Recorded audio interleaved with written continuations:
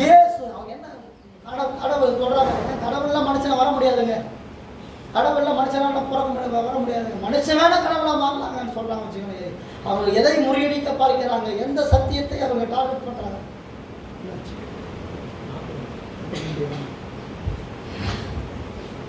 எதை பண்ண பார்க்கறாங்க கவனிங்க. இயேசு கடவுள் மனிதனாய் பிறந்தான். அதைத்தான் நீ உலகம் தடுக்க பார்க்குது, மறுக்க நினைக்கிற இஸ்லாம். கோடிக்கணக்கான 100 கோடிக்கு அதிகமாக இருக்கக்கூடிய இஸ்லாமை எதைத்தான் மறுதளிக்கிறாங்க. இயேசுவை மரியம்பி குரான்ல மரியம்பி மகனா வச்சுக்கிறோம். ஆனால் நாங்கள் என்ன வச்சு மாட்டோம், நாங்கள் தேவனுடைய குமாரன் என்று நாங்கள் சொல்லுவோம், தீர்க்கதரிசின்னு சொல்லிக்கிறோம். ஆனால் தேவனுடைய குமாரன் என்று சொல்ல மாட்டோம். அதே போலத்தான் அன்றைக்கு வாழ்ந்த யாரோ ஒரு கும்பல் என்ன பண்றாங்க, மரித்தோர் உயிர்த்தெழுதல் இல்லைன்றாங்க. ஏன்? அங்க கிறிஸ்துவத்தில் தேவன் மனிதனாக பிறந்தார் என்கிற சத்தியமும் இயேசு மரித்தோர்ந்து உயிர்த்தெழுந்தார் என்கிற சத்தியமும் ரொம்ப பிரதானமானது பைபிள்ல. அதைத்தான் மறுதளிக்க பார்க்கிறாங்க. அது பவுல் சொல்ற, மரித்தோர் உயிர்த்தெழவில்லை என்றால் கிறிஸ்து எழுந்திருக்கவில்லையே. நாங்கள் அதைத்தானே பேசிக் கொண்டிருக்கிறோம், அதைத்தானே ஊருக்குள்ள பேசுறோம். அப்போஸ்தலர் படிப்போடு அப்போஸ்தலர் போய் என்ன பண்ணாங்களாம், இயேசுவின் உயிர்த்தெழுதலை குறித்து பிரசங்கித்தார்களாம். அவர்கள் மேல் பூரண கிருபை இருந்தான். அவங்க மேல என்ன இருந்துச்சா? நல்ல யோசி, உங்க மேல பூரண கிருபை வேணும்னா இயேசு உயிர்த்தெழுந்தார் என்ற செய்தியை போய் சொல்லணும். சரி, என்னோட கொஸ்டின், இயேசு செத்தார் என்ற செய்தி கூட சொன்னா நல்லது. இயேசுவும் பாவத்துக்காக செத்தாரு, உன் சாபங்களுக்காய் சாபமான, பாவங்களுக்காய் பாவமான, தரித்திரங்களுக்காய் தரித்திரனானார், நம் அக்கிரமங்களுக்காய் அடிக்கப்பட்டார், மிருதலுக்காய் நொறுக்கப்பட்டார், நமக்கு பதிலாக அவர் மரித்தார், இயேசு உயிரோடு கூட இருக்கிறார் என்ற செய்தியை போய் சொல்றாங்க. என்ன பெனிஃபிட் இருக்குது? யாரா சொல்றாங்க? என்னன்னு பார்த்து முன்னாடி என்ன பார்த்தோம், இயேசு உயிர் தெரியலன்னா என்னன்னு பார்த்தோம், நம்ம உயிர் தெளிந்தோட பலன் என்னன்னு பார்த்தோம். நம்ம இதுதானே இருக்கிறீங்களா? அதே அடி சாஸ்திக்கலாம் வசனத்தை சொல்லுங்க. அது இருக்குதா? இப்பதான் நான் சொன்னேன், ரோமர் 4:25 சொன்னேன். என்ன சொன்னேன்? நாம நீதிமான் நல்லவனா? சரி, ஓகே. அது என்ன? இயேசு உயிரோடு இருந்தால் தான் நம்ம நல்லவனா இருக்க முடியும். இயேசு உயிரோடு இல்லைன்னா நல்லவனா இருக்க முடியாதா? நீதிமானா இருக்க முடியாதா? இயேசு செத்தார், பாவங்களுக்கு செத்தார், சூப்பர். இயேசு உயிரோடு கூட இருக்கிறார் என்ற செய்தியை சொல்லும் போது அதுல என்னங்க வேல்யூ இருக்குது, அதுல என்னங்க ஒரு வல்லம் இருக்குது? அது என்ன? சொல்லுங்க.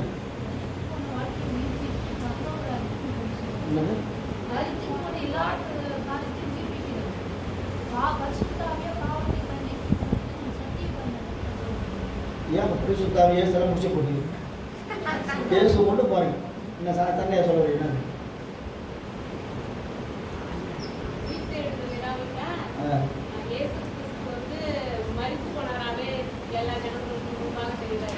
அதோட அவரோட முடிஞ்சிருச்சு, அவர் வந்து நம்மளை பார்க்க மாட்டாரு அப்படின்ற மாதிரி சொல்ல வர அபிஷேக்.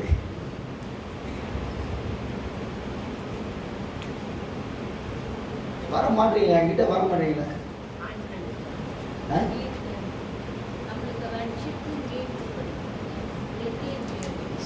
சிம்பிளா வாங்க, சிம்பிளா வந்துருங்க. ஒரு ஆள் உயிரோடு இல்லைன்னா என்ன ஆகும்?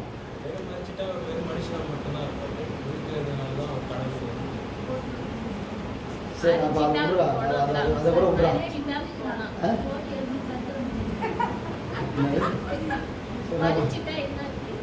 மறிச்சிட்டா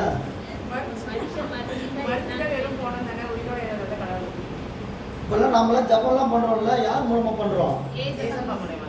அந்த பாயிண்ட் யாரும் வரவே மாட்டீங்களே. இப்போ வராங்க, யாரு விட முடியாம வராங்க? யாராவது விட முடியாம வராங்க, பார்க்கலாம் சுகமாக வராங்க. சொல்லுங்க, எதை சொல்லித்தான் வாங்க கூப்பிடுறோம் சர்ச்சுக்கு? சொல்லுங்க, வாங்க, எதை சொல்லித்தான் சர்ச்சுக்கு நான் வரேன், பார்க்கலாம் காசு தான் இருக்குது, அவர் கொடுப்பாரு நான் சொல்லி கூப்பிடுறோம். மெயின் பாயிண்டே வர மாட்டேங்கிறேன். சரி சொல்லுங்க, எதை சொல்லி கூப்பிடுறோம்? ஜீவிதாவுக்கு கூப்பிடுறோம்? ஜீவிதவா ஜீவிதம் என்ன சொல்லி கூப்பிடுறோம்? பால்ராம் நிறைய காசு இருக்குது, ஜீவிதம் வந்து எடுத்துக்கோ. சொல்லுங்க, என்னத்தை சொல்லி கூப்பிடுறோம்?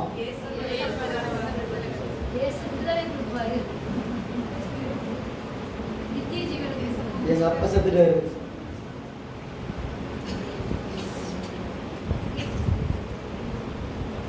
அவர்கிட்ட போய் வாங்கி போகணும்னு சொல்ல முடியுமா? அப்படிங்க, அவர் உயிரோடு இருக்கிறதுனால தான் நம்ம எல்லாருக்கும் இன்னைக்கு நன்மை நடக்குது. நம்ம ஜெபம் பரலோகத்துக்கு பிதா கிட்ட போகுது. இனி ஜனங்க எதை எதிர்பார்க்க? இயேசுன்ற ஒரு நபர் இங்க உயிரோடு இருக்கிறதுனால தான் இந்த சபையே நடக்குது. உலகத்துல பெரிய பெரிய இயேசு வாழ்ந்த நாட்களுக்கு முன்னாலேயே பெரிய பெரிய தலையில வாழ்ந்துருக்கு. நமக்கு தெரிஞ்சதுன்னா அரிஸ்டாட்டில், அப்புறம் யார் ஷேக்ஸ்பியரு, நம்ம நாட்டில் ராஜராஜ சோழன், அப்புறம் நெப்போலியன் இந்த பெரிய அலெக்சாண்டரு, இதை விட பெரிய பெரிய தலையெல்லாம் நான் உலகத்தில் வாழ்ந்துருக்கிறாங்க. ஆனால் அவங்க சாப்டர்லாம் அவங்க எழுதி வச்சுக்கிற கதையை மட்டும் படிச்சுருக்கிறாங்க. ஆனால் இன்றைக்கும் இயேசு உயிருள்ளவராய் அற்புதங்களை செய்கிறார். இயேசு உயிரோடு இருக்கிறாரு. உயிரோடு இருக்கிறார் எங்க காட்டு? இயேசு உயிரோடு இருக்கிறார் என்ன? அப்ப எனக்கு அற்புதம் பண்ண சொல்லு. இயேசு உயிரோடு இருக்கிறார், என் பிரச்சனையை தீர்க்க சொல்லு. இயேசு உயிருள்ளவராய் நம்ம அவரை உயிருள்ளவர் என்று நம்ம பிரசங்கிப்போமானால், அப்ப உயிருள்ள இயேசு எங்க காணா? உயிருள்ள இயேசு எங்க எங்களை சுகமாக்கட்டும், உயிருள்ள இயேசு எங்களை விடுதலையாக்கட்டும், உயிருள்ள இயேசு எங்க பிரச்சனைகளை தீர்க்கட்டும். உயிருள்ள நான் என்ன சொன்னேன்? செத்து போன படத்துக்கு செத்து போயிட்டாங்க, படம் வச்சிருக்கிறாங்க. அந்த படத்தில் போய் போட்டால் போய் மாலை போடுறதுக்கு வருமா? இல்லை என்றால் அந்த உயிர்த்துள்ள ஒரு இயேசு, உயிர் உள்ள ஒரு இயேசு, நடமாடுகிற ஒரு இயேசு, நம் கண்ணீரை காண்கிற இயேசு, கண்ணீரை துடைக்கிற இயேசு, வியாதிகளை குணமாக்குகிற இயேசு, உயிருள்ள இயேசு, ஜீவனுள்ள இயேசு, அற்புதங்களை செய்கிற இயேசு. இன்னைக்கு அவர் கதை முடியல, அவர் சாப்டர் முடியல. இன்னைக்கும் அன்னைக்கு பூமியில் வாழ்ந்த நாட்களில் கொஞ்சம் மக்கள் ஓடி ஓடி சென்று அற்புதம் செய்தார். இன்னைக்கும் அவரை தேடி ஜனங்கள் ஓடி கூடிய ஜனங்கள் வராங்க. இன்றைக்கும் அதே தேவகுமாரன், அதே இயேசு உயிருள்ளவரா இன்றைக்கும் நம்ம எல்லாருடைய வேண்டுதலுக்கும் பதில். இயேசு இல்லைன்னா சர்ச் இல்லை, இயேசு இல்லைன்னா பாஸ்டர் இல்லை. உலகத்தில் நிறைய பேர் என்ன பண்ணுறாங்க? உபதேசம் பண்ணுறாங்க. யாரோ உட்காந்துக்கின்னு இப்போல்லாம் சாய்பாபா தூக்கிட்டானுங்க. அதில் தான் நிறைய காசு வருது. என்ன பண்ணுறானுங்க? இந்த சாய்பாபா ஒரு மனுஷன், அந்த மனுஷன் சிலையை தூக்கிட்டு வச்சு அங்கங்கே இப்போ சாய்பாபா தான் ஃபேமஸ். செத்து போன ஒரு சிலையை வைத்து கொடுத்தான். அவங்க எல்லாம் என்ன பண்ணிடுறாங்க? யாராக இருந்தாலும் கொஞ்ச நாள் வாழ்வார், அது போய் செத்துடுவார், அவரை தூக்கி நான் என்ற சாமி வைக்கிடுவாங்க. ஆனால் இங்கு மற்றும் நாம் மாத்திரம்தான் உயிர் மறித்தும் 3ஆம் நாள் உயிரோடு எழுந்தவரை ஆராதித்துக் கொண்டிருக்கிறேன். நானே உயிர் தழுதலும் நானே ஜீவனமாயிருக்கிறேன். நான் ஜீவன், நான் உயிர் உள்ளவராயிருக்கிறேன். மறித்தேன், ஆனாலும் சதா காலங்களிலும் உயிருள்ளவராயிருக்கிறேன். 7 குத்து விளக்கின் நடுவில் உள்ளாகிறார். தலையெல்லாம் வெண்பஞ்சை போல, கண்கள் அக்கினி ஜுவாலை கண்களை போல. பூமியில கூட அப்படி இருக்க, அப்படி ஒரு கண்களை இயேசுவை பார்க்க முடியல. மாறுபட பொற்கச்சைக்க அணிந்தவரா, காலெல்லாம் வெண்காம்பு தக்க தக்க தக்கதாக இருக்குது. வாயில இருபுறமும் கருப்புள்ள பட்டைய வாயில தான் புறப்பட்டு போகுது. இயேசுனுடைய தோற்றம் உயிர்த்தெழுந்த இயேசு பரலோகத்தில் அந்த ஆராதனை கூடத்துல இப்படிப்பட்ட தன்மையுள்ளவராய்த்தான் அங்கே அவர் வெளிப்பட்டார். இனி இயேசு உயிருள்ளவராய் இல்லைன்னா சபை இல்லை, ஜபம் இல்லை, ஆராதனை இல்லை, சுகம் இல்லை, விடுதலை இல்லை, தீர்க்க தரிசனம் இல்லை, சுகமாகுதல் இல்லை, மருத்துவ உயிர்த்தெழுதல் இல்லை, ஆவியானவரே இல்லை. இயேசுவுக்காக செயல்படப்படித்தான் ஆவியானவர். நீங்க போய் ஒரு ஆள்கிட்ட போய் உயிரோடு இயேசு ஆண்டவர், நான் கும்பிடுற தெய்வம் உயிரோடு இருக்கிறார் பவுல் சொல்லுகிறார். நான் ஆராதிக்கிறவர் என்ன என்று அறிந்திருக்கிறேன். அவர் எந்த நம்பிக்கையில போறாருங்க, எந்த நம்பிக்கையில ஊழியம் செய்யறாருங்க, எந்த நம்பிக்கையில் நாங்கெல்லாம் ஜெபம் பண்றோம்? இதை நான் சுகமாக்கி விட முடியும் நம்பிக்கையா? நான் இதை கையில் வச்சு வேப்பில் வச்சு அடிச்சு பழைய வைக்கிறீங்கன்னா எந்த நம்பிக்கையில் ஊழியம் செய்கிறோம், எந்த நம்பிக்கையில் நீங்கள் எந்த நம்பிக்கையில் வந்துக்கிறீங்க? ஏதோ பால்ராமுடைய ஏதோ பால்ராமுடைய போல பால்ராம பார்த்தா ஏதாவது நம்ம நன்மை நடந்துடும். இந்த பங்காரு ஒரு நாள் வந்துருந்தாங்க இங்கே இந்த போஸ்ட் ஆஃபீஸ் அவருக்கு பெரிய ஸ்டேஜை போட்டு உட்கார விட்டாங்க. அந்த பாருங்க, நான் உட்காந்து ஜெபம் பண்ணுறேன். என்ன ஜெபம் பண்ணுறேன்? கேட்டின் மகனே, நீதிக்கெல்லாம் பகைந்தனே, உன் கண் குருடாய் கடவுதுன்னு ஒரு வசனம் பவுல் சொல்கிறார். யாரை பார்த்து சொல்கிறேன்னா மாயவித்தக்காரனை பார்த்து சொல்கிறார். சொல்ல எங்களுக்கு சரி சொல்லி கேட்டின் மகனே. யார் மந்திரவாதி பார்த்து என்னப்பா சொல்கிறாரு? கேட்டின் மகனே சொல்லுங்க. நீதிக்கெல்லாம் பகைந்தனே. அப்புறம் நான் சொன்னேன்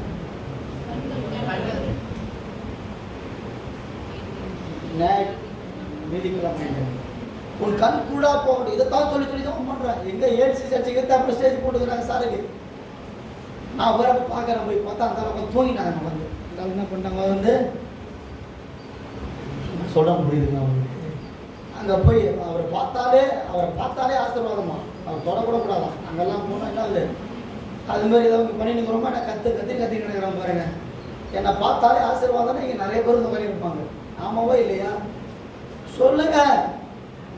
இன்னொரு ஒரு அம்மா அருமந்தேவியா இந்த அந்த அம்மா பேர் அருமதாய் ஒரு கேரளா போங்க அமிர்ந்தாம அந்த அம்மா கருப்பாக இருக்கும். ஒரு நல்லா கூட இருக்குமா? ஆமாம், அது பெரிய பேர் இந்த அம்மாவை. அதை அந்த அம்மாவை அப்படி கட்டி பிடிக்குமா? கவனிங்க, இருக்கீங்களா? அந்த அம்மா இப்படி கட்டி பிடிச்சிச்சுன்னா ஆசீர்வாதம் வந்துடும். பங்கார அடிகளை பார்த்தாலே வந்துடுமா?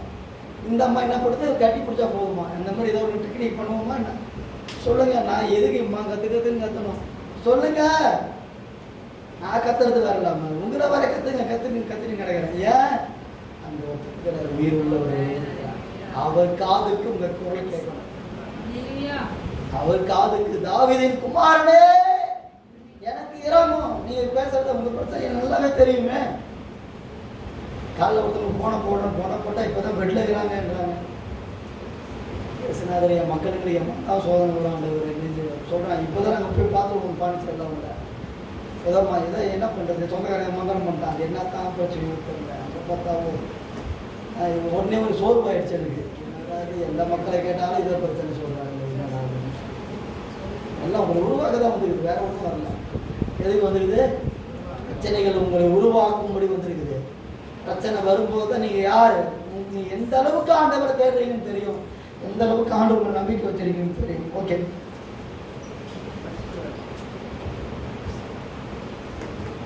நான் சொன்னேன்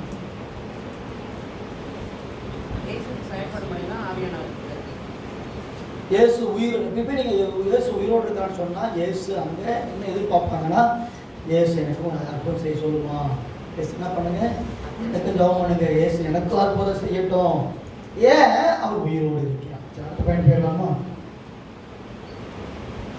14 வருஷம் எழுந்திருக்கவில்லை என்றால் எங்கள் பிரசங்கமும் விருதா, உங்கள் விசுவாசமும் விருதா. கிறிஸ்து எழுந்திருக்கவில்லை என்றால் எங்கள் பிரசங்கமும் விருதா, உங்கள் விசுவாசமும் விருதா. கவனிங்க, அதுதான் இப்போ நான் சொன்னேன். இப்போ சொன்ன பாருங்க, இப்போ என்ன சொன்னேன் நான்?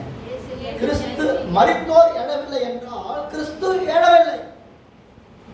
கிறிஸ்து எழவில்லை என்றால் பாஸ்டர்களுக்கு வேலையே இல்லை, சர்ச்சே இல்லை, சபையே இல்லை, ஜபமே இல்லை, சுகமே இல்லை, ஆராதனையே இல்லை, நாமஸ்தானமே இல்லை, எதுவுமே இல்லை. ஏன்? அவரை வைத்துத்தான் அவரை பழைய ஏற்பாட்டில் இருந்தது மாதிரி கையில் கசாப்பு கடாங்க கத்தியை வச்சுக்கினேன், ஆட்டை போயிடுவோம் மாட்டை போயிடுவோம் பலி போட்டுக்கிறேன். அந்த மாதிரி தான் இருந்தவர்களும் பாஸ்டர். இன்றைக்கு கிறிஸ்து உயிரோடு கூட இருக்கிறார். அந்த கிறிஸ்துவைத்தான் பேசிக்கொண்டிருக்கிறோம். சொல்ல என்னுடைய பிரசங்கம் விருதாவாய் போயிருக்கும், வீணா போயிருக்கும். உயிரோடு கூட இருக்கிறவரை தான், இயேசு உயிரோடு கூட இருக்கிறார் தான் நாங்கள் பேசிட்டு இருக்கிறோம். உயிரோடு இல்லாத ஒரு மனிதன் எத்தனை காலம் பேசுவோம்? 2000 வருஷம் பேசிக்க முடியுமா? நம்ம பார்க்கலாமா? இருந்தாங்க நம்ம அட்ஜஸ்ட் ரொம்ப அருமையான. நாங்கள் ரொம்ப நல்லா உற்சாகமாக போய் என் பிரசங்கத்தை கேட்பாங்க. அவங்க சிரிச்சுனே கேட்பாங்க, நல்லா தலையாக அவங்க கேட்பாங்க. ஆனால் இப்போ அவங்கள பற்றி நம்ம எவ்வளோ நாள் பேசிக்குவாங்க. அவங்க வீட்டில் கூட பேசிக்க மாட்டாங்க. அவங்க வீடு நான் நீ போயிருந்தேன், அவங்க ஃபோட்டோவை பார்த்தேன் நான். அவ்வளோதான். ஒரு சில வருஷங்களுக்கு பிறகு எங்கள் அம்மாவை பற்றி பேசுகிறோம், எப்பயோ ஒரு நாள் பேசுகிறோம், அவ்வளோதான். ஆனால் 2000 வருட காலமாய் இயேசுவை தான் பேசிக் கொண்டிருக்கிறோம். மரித்தோர் எழுந்த இயேசுவை தான் பேசிக் கொண்டிருக்கிறோம். ஷேக்ஸ்பியரை பற்றி பேசல, நெப்போலியனை பேசல, அலெக்சாண்டரை பற்றி பேசல. எங்கேயோ பேசுவாங்க, எப்பயோ பேசுவாங்க. ஆனால் ஒவ்வொரு வாரமும் ஆலயத்தில் ஆராதனையில் ரோடுகளில் சுவிசேஷம் அறிவிக்கும் போது வீடுகளில் விசுவாசிகள் தங்கள் வீடுகளில் யாரைத்தான் பேசிக் கொண்டிருக்கிறோம்? இயேசுவை பேசிக் கொண்டிருக்கிறோம். ஏன்? அவர் மரித்தோராய் இருந்திருந்தால் அவரை இவ்வளவு நாள் காலம் பேசிக்க முடியாது. உயிர் இருந்தவராய், உயிர் உள்ளவராய், ஜபங்களுக்கு பதில் கொடுக்கக்கூடியவராய், நம்மை வாழ வைக்கக்கூடியவராய் இருக்கிறபடி நான் தான் இயேசுவை நாம் இன்றைக்கு பேசுகிறோம். அவர் உயிரோடு எழுந்திருக்கிறனா எங்கள் பிரசங்கம் எல்லாம் நாங்கள் பண்ணிருக்கவே மாட்டோம். எங்கள் பிரசங்கங்கள் எல்லாம் வீணாய்த்தான் போயிருக்கும் என்று சொல்கிறார். 3வது 15. மரித்தோர் உயிர்த்தெழாவிட்டால் தேவன் எழுப்பாத கிறிஸ்துவை மரித்தோர் உயிர்த்தெழாவிட்டால் தேவன் எழுப்பாத கிறிஸ்துவை அவர் எழுப்பினார் என்று நாங்கள் தேவனை குறித்து சாட்சி சொன்னதினாலே தேவனுக்காக பொய் சாட்சி சொல்கிறவர்களாக இருப்போம். என்ன சொல்றாரு? கவனிங்க. நாங்க செய்யற ஊழியமே பொய்யான ஊழியமாய், நாங்க சொன்னதெல்லாம் பொய்யான சாட்சியா இருந்திருக்குமே. அவர் உயிரோடு எழுந்தி கவனிங்க, அவர் உயிரோடு கூட எழுந்ததுனாலதான் இயேசு அற்புதங்களை செய்கிறார். இப்ப நாங்க இயேசு அறிவிக்கிறோம், இயேசு பற்றி சாட்சி சொல்கிறோம். ஏன் சாட்சி சொன்னா அவர் உயிர் உள்ளவராக இருந்த அற்புதங்களை செய்கிறதுனால தான் நாங்க சாட்சி சொல்றோம். அவர் செய்கிறவரா இல்லாமல் இருந்ததுதான் நாங்க பொய் சாட்சியில நாங்க சொல்லியிருக்கோம். பொய்யான ஊழியத்தை எல்லாம் நாங்க சொல்லியிருப்போம். நான் இன்னும் அவரை பத்தி நாங்க பேசிக் கொண்டிருக்க மாட்டோமே. புரியுதா உங்களுக்கு? யாரோ ஒரு ஆள் செத்து போன ஒரு ஆள் இல்ல சாவலிங்க உயிரோட தாங்க இருக்கிறாரு.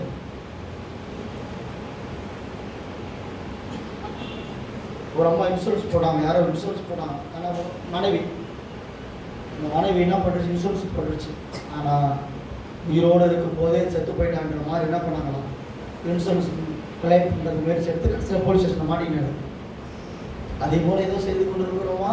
இயேசு உயிரோடு இருக்கிற செத்து போனவரை உயிரோடு இருக்கிற மாதிரி காட்டி, இல்லை உயிரோடு இருக்கிறவர் செத்து போன மாதிரி காட்டி ஏதோ ஒரு போர்த்தி வேலை பார்க்குறோமா? அதுதான் பவுல் என்ன பண்ணுறாரு கேட்கிறார். 5வது பாயிண்ட் 17. கிறிஸ்து இல்ல 17 கிறிஸ்து எழுந்திராவிட்டால் உங்கள் விசுவாசம் வீணாயிருக்கும். நல்ல கவனிங்க. இது என்ன மேல ஒரு விசுவாசம். சரி, ஓகே. கிறிஸ்து இந்த பாயிண்ட பார்த்துருவோம். 5 பார்த்துருவோம். 3 அந்த 14 வருது விசுவாசம். 14 எங்கள் பிரசங்கம் விருதா, அது போல உங்கள் விசுவாசம் விருதா. 14 தானே அது. வாசிங்க, அது திருப்பி வாசிங்க. 14 எங்கள் பிரசங்கம் விருதா. அதை பார்த்துட்டோம் நாங்க விருதா. அடுத்தது எங்கள் விசுவாசம் விருதா. நீங்க எல்லாம் யாரை நம்பிட்டு சொல்லுங்க, பட்டன் சொல்லுங்க. எல்லாரும் சத்தமெல்லாம் வந்துருக்கணும். செத்து போனவங்கள உயிரோடு இருக்கிற சொல்லுங்க. யாரை நம்பிட்டு இருக்கிறோம்? உங்க விசுவாசம் யார் மேல இருக்கு? அலெக்சாண்டர் கிரகாம்பல் மேல இருக்குதா? செத்து போன எங்க தாத்தா மேல இருக்குதா? உங்க தாத்தா மேல இருக்குதா? சொல்லுங்க, சத்தமா சொல்லுங்க. யார் மேல இருக்கு? யார் மேல விசுவாசம் வைத்து வந்திருக்கிறோம்? பாஸ்டர் மேல இருக்குதா? அப்படி கவி என்ன நம்பிடாதீங்க. இவரு கௌரி அம்மா விடியதான் சொல்லுவார். என்ன சொல்றாரு? என்ன நேரம் பேசுவார் அவரு? ஆமா, மாஸ்டர் இல்லை, தலையில கை வச்சு ஜாம் பண்ணாரு. நான் சரியா அவருக்கு ஒரு விசுவாசம். எத்தனை காலத்துக்கு இந்த கதை? நேற்று இருக்கிற மனிதன் இன்றைக்கு அப்படி இல்லை.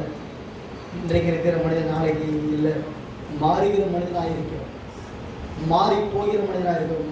இயேசு ஒருவரே மாறி போகாது. இயேசு ஒருவரே மாறி போகாத தம்பி அங்கே என்ன பாயிண்ட் பண்ணீங்க நேரம் கவனி என்ன கவனி பிரச்சனை நேரம் கவனி நேரம் அவங்க வசந்த கவனி இதை மட்டும் எடுத்து இதை மட்டும் எடுத்து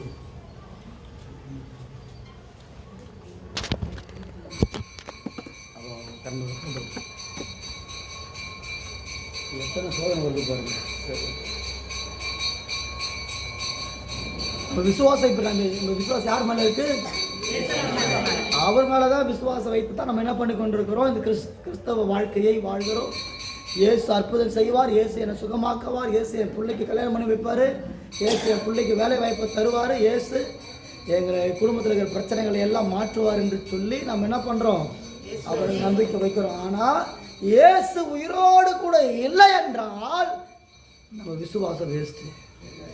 இயேசு பூமியில் வாழ்ந்த நாட்களில் அற்புதம் செய்தார், ஓடி ஓடி இயேசு அற்புதம் செய்தார், உண்மைதான். குஷ்டரோகியை குணமாக்கினார், வியாதி உள்ளவர்களை குணமாக்கினார், பிசாசு பிடித்தவனை குணமாக்கினார், மரித்தோரை எழுப்பினார். இதில் உங்கள் பொறுமை இதில் விளங்கும். எத்தனை பேர் இதில் அப்படி ஆடாமாசையாக முகனிக்கிறீங்கன்னு பார்ப்போம். நம்ம விசுவாசம் அவர் உயிரோடு கூட இருக்கிறதுனால தான் நம்ம என்ன பண்ணி கொண்டிருக்கிறோம், நம்ம விசுவாசித்து கொண்டிருக்கிறோம். விசுவாசிமா ஏமா பதற, விசுவாசிக்கிற பதறுவதில்லை. ஏமா பயப்படுற, ஏமா பதற, அவர் இருக்கிறாருமா, அவர் பார்த்துக்கொள்வார். அவர் செத்துறாமா. ஒரு இடத்துக்கு போனாங்களா, ஒரு கணவன் இறந்துட்டார், ஒரு மிஷினரியுடைய கணவன் மிஷினரி இறந்துட்டார். மனைவி கிட்ட போய் கேட்குறான், பிரசங்கம் பண்ண போகிறார், என்ன சொல்லி ஆறுதல் படுத்துறது? கணவன் இறந்த நிலையில் இருக்கிறாங்க, என்ன சொல்லி அந்த மனைவி ஆறுதல் பிள்ளைகள் ஆறுதல் படுத்துறது? மிஷினரிக்கு ஒரே குழப்பம். அந்த நேரத்தில் ஆண்டு வார்த்தையை கொடுத்தாராம், சொல்லு அவங்களுக்கு, கணவன் மரித்து போயிருக்கலாம், ஆனால் நான் உயிரோடு இருக்கிறேன் என்று சொல்ல. இனி எத்தனையோ கணவன் கைவிடப்பட்ட எத்தனையோ மனைவிமார் உண்டு, பிள்ளைகளால் கைவிடப்பட்ட எத்தனை தாய் உண்டு. அவர்களுக்கெல்லாம் யார் ஆதரவு? இயேசு, உயிருள்ள இயேசு, உயிரோடு இருக்கிற இயேசு, அவர்தான் ஆதரவாக இருக்கிறார். கவனிக்கிறீங்களா? அப்ப நம்ம விசுவாசம் எங்க இருக்குது? மரித்த இயேசுவின் மேல அல்ல, உயிருள்ள இயேசு. அன்னைக்கு இயேசு அற்புதம் செய்தார் அல்ல, இன்றைக்கும் இயேசு அற்புதம் செய்கிறார். அந்த நம்பிக்கையினால் தான் நம்ம அவருக்கு விசுவாசம் வைத்து நம்ம ஆராதித்து. அடுத்த பாயிண்ட் போயிடலாமா? 17 வாசிங்க. இப்போ ஒரு முக்கியமான பாயிண்ட் கொடுப்போம்.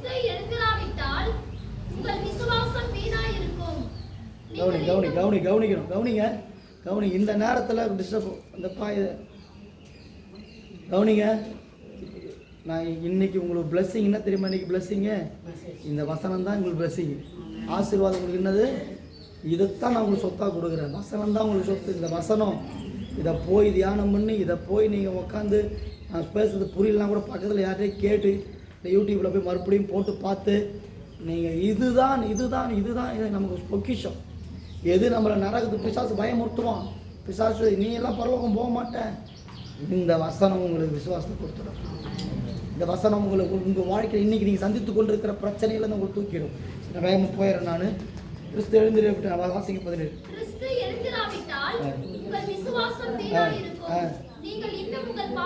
நீங்கள் இன்னும் உங்கள் பாவங்களில் இருப்பின். இயேசு உயிரோடு கூட எழும்பவில்லை என்றால் இன்னும் நாம் பாவத்தில் இருப்போம். ஏன்? நம்ம ஏற்கனவே செய்த பாவங்களுக்கான பரிகாரம், தீர்வு சிலுவையிலே உண்டாக்கி விட்டான். இதுக்கு மேலே நம்ம ஏதோ சூழ்நிலையில் பாவம் செய்கிறோம்னு வைத்துக் கொள்ளுங்களேன், அந்த பாவத்தை மன்னிப்பதற்கு அந்த இயேசு உயிருள்ளவராக இருக்க வேண்டும்.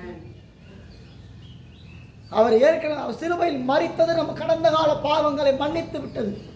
ஆனால் இது நிகழ்கால பாவம், இனி வருங்கால பாவங்கள் நமக்கு மன்னிக்கப்பட வேண்டுமானால் இயேசு கிட்ட தான் பிதா அந்த பொறுப்பை கொடுத்திருக்கிறார். பிதாவே பாவங்களை மன்னிங்கன்னு கேட்க மாட்டார். இயேசுவின் நாமத்தில் பிதாவே என் பாவங்களை மன்னிங்கன்னு சொல்லும் போது தான் பிதா மன்னிக்க முடியும். இல்லைன்னா பிதா எகோ இவங்கிறான். யூதர்கள் இருக்கிறாங்க, இன்றைக்கு யூதர்களுக்கு பாவ மன்னிப்பு கிடைக்கல. அவங்க வேணா பலி வேணா செலுத்திக்கலாம், பாவ மன்னிப்பின் நிச்சயம் அவர்களுக்கு கிடையாது. இயேசுவின் மூலம் கிருபாதார பலி இயேசு, கிருபாதார பலி இயேசு, நமக்காக பிதாவிடத்தில் பரிந்து பேசுகிறவர் இயேசு. இயேசுவின் ரத்தத்தோடு அன்னைக்கு பிரதான ஆசாரியன் ரத்தத்தினால்தான் பாவ நிவர்த்தி உண்டாக்கினான். இன்றைக்கு இயேசுவின் ரத்தத்தினால்தான் நமக்கும் பாவ நிவர்த்தி உண்டாகிறது. இயேசு இல்லைன்னா பாவம். இயேசு ஏற்கனவே செய்த பாவத்தினால், ஏற்கனவே செய்யப்பட்ட பாடுகளினால் பாவத்திலிருந்து விடுதலை கொடுத்துட்டா. இனி நிகழ்கால பாவம், வருங்கால பாவம் வரும். அதிலிருந்து நம்ம விடுவிப்பதற்குத்தான் இயேசு உயிருள்ளவராய் இருக்கும். நம்ம பாவங்களை மன்னிக்கிறவராய் அப்படி இருக்கணும். அடுத்த பாயிண்ட் 18 கிறிஸ்துவுக்குள் நித்திரையடைந்தவர்களோ கெட்டிருப்பார்களே. திருப்பா கிறிஸ்துவுக்குள் நித்திரை அடைந்தவர்களோ கெட்டிருப்பார்களே. என்ன இது? நீங்க தான் அர்த்தம் சொல்லணும். என்னடா இது பவுல் ஏதோ புதுசாக தான் சொல்றாரு. கிறிஸ்துவுக்குள் நித்திரை அடைந்தவர்களாம் கேட்டிருப்பாங்க. நம்ம யாரோ நல்லா சொல்லுங்க, நீங்களே சொல்லுங்க, பதில் சொல்லுங்க, நீங்களே கேட்கணும். விளம்புறது இதை பேசுங்க, பாயிண்ட் சொல்லுங்க. முதலாவது ஏற்றிருப்பார்கள். ஆ? கிறிஸ்துவுக்குள் மரித்தவர்கள் முதலாவது ஏற்றிருப்பார்கள். கிறிஸ்துவுக்குள் அப்படியே மரித்தவர்கள் வசனம் சொன்னா போதாது. அவங்க சொல்றாங்க வசனம் அப்படியே வசனம் சொன்னா கிறிஸ்துவுக்கு முதலாவது இருந்திருப்பாங்க. ரெண்டாவது ஏற்றிருக்காவிட்டால் நம்மளுக்கும் உயிர்த்தெழுதல் இல்லை. இந்த பாஸ்டர்கிட்ட கேள்வி கேட்டு பதில் சொன்னாரா அதுக்கு ஒரு அது ஏதோ ஒன்று கலைக்கிறாரு. தப்பே கிடையாது, பரவாயில்ல. சொல்லுங்க, என்ன சொன்னாங்க? என்ன சொல்லுங்க, என்ன சொன்ன காலை விடு. ஏசு உயிர்த்தெழுதல் இல்லைன்னா நமக்கு உயிர்த்தெழுதல் இல்லைன்னு சொன்னாங்க. ஏசு உயிர்த்தெழுந்தா நமக்கு உயிர்த்தெழுதல் இல்லை. அப்புறம் பின்னாடி வேற யாரும் சொல்லுங்க. ஏசு உயிர்த்தெழுந்தா நம்ம நரகம் தான் கன்ஃபார்ம். அவ்வளோ போக முடியும். பைபிள் ஒரு சமீப செய்தி கேட்டேன் நான்.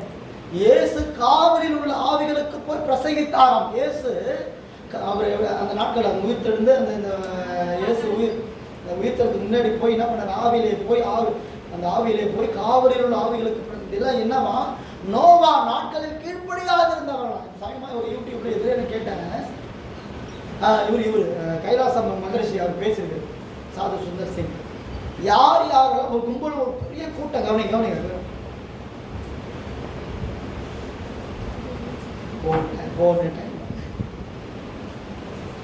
கோடி ரூபாய் கொடுத்தாலும் அடுத்த வாரம் அந்த பசங்க பண்ண மாட்டாங்க.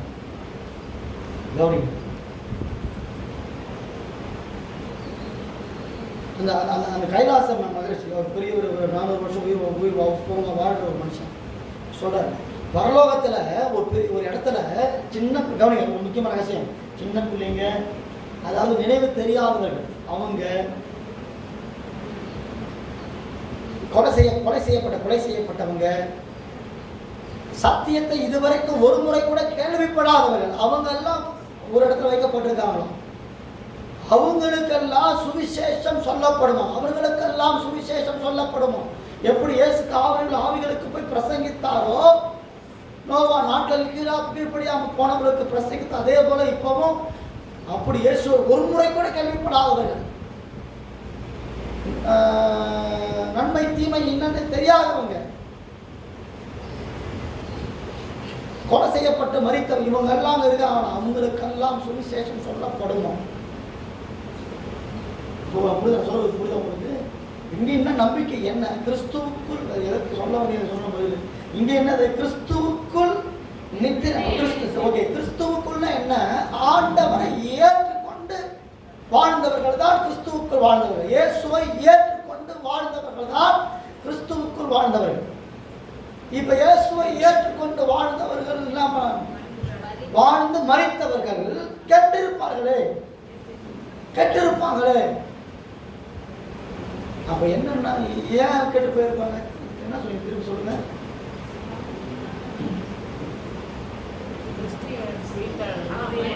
சரி, கவனிங்க. ஒரு புருஷன் இருக்கிறான். புருஷன் வந்து பொண்டாட்டியை நம்பி வரான். பொண்டாட்டி வந்து புருஷன் நம்பி வரான். எங்கள் வீட்டுக்கார் என்ன பண்ணுவார்? கவனிங்க. வீட்டு என்ன பண்ணுவார்?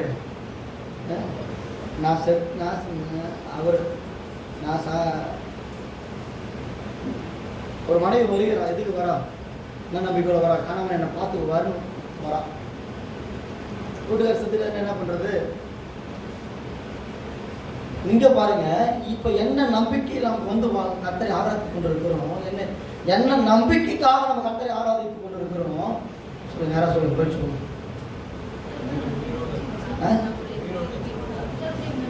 அவர் மேல எல்லாமே சொன்ன சாட சுகமாக்குவாரு, ஏசு என் பிரச்சனைகள்லாம் தீர்ப்பாரு, ஏசு என் பிள்ளை கல்யாணம் பண்ணி வைப்பாரு, ஏசு இந்த மந்திர கட்டிலிருந்து பேய் தொல்லையிலிருந்து எனக்கு விடுதலை கொடுத்துருவாரு, நித்திய ஜீவன் கொண்டு போய் சேர்ப்பாரு. அப்படியே போய் நீங்க அங்கே போய் நின்றுங்க, அங்கே போய் நின்றுக்கிட்டு அம்மா ஏசுவை ஏமா நீங்கள் நம்புறீங்க அப்படின்னு கேளுங்க. எத்தனை பேர் பதில் வருதுன்னு பார்ப்போம். ஏன்னா பெரும்பாலான நம்பிக்கை என்னவா இருக்குது? ஏசு தேவை சந்திக்கணும், விடுதலை கொடுக்கணும், சுகம் தரணும், நான் நல்லா வைக்கணும், நான் ஆசீர்வதிக்கணும், இது எல்லாம் கூட கொடுக்குறாராம்.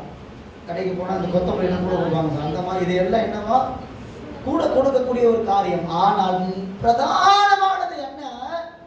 இயேசு நமக்கு நித்திய ஜீவனை கொடுக்கிறார். நித்திய ஜீவன் என்றால் என்ன? அழியாத வாழ்க்கையை கொடுக்கிறார். அந்த அழியாத வாழ்க்கை எங்கே இருக்கிறதா?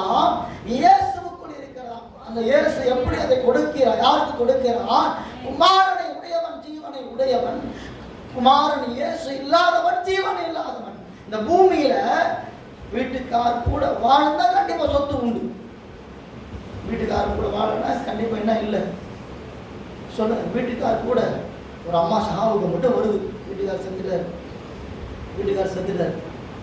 செத்துட்டார், சாவுக்கு மட்டும் வருது. வைத்துக்கொள்ளுங்க, சட்டப்படி வேணா என்ன பண்ணலாம்? நேற்று கூட கேட்டுங்க, நாங்கள் இப்படிலாம் இருந்தால் சொத்து வராதுன்னு சொல்லி லாயர் சொன்னாங்களாம். வீட்டுக்கார் கூட வாழ வைத்துக்கொள்ளுங்க, சொத்து கொடுப்பாங்களா? சொல்லுங்க. கொடுக்கலாம் மாட்டாங்க. உலகமே ஏற்றுக்கொள்ள, சட்டமும் அதை ஏற்றுக்கொள்ள. உலகம் ஏற்றுக்கொள்ள. குடிக்க தண்ணி இங்க வை,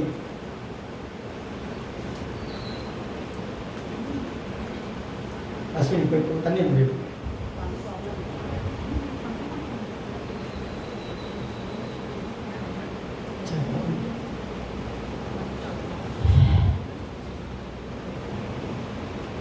எந்த நம்பிக்கைக்காக அழைக்கப்படுகிறத கவனிங்க. இயேசு மரித்தோரிலிருந்து எழுந்தார்.